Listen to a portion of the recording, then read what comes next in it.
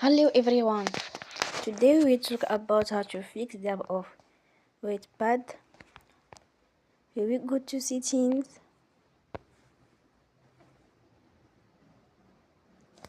then we click on apps. After that we search the app Wattpad and we click. They will on for stop. After that we go to storage. Then we click on clear cache.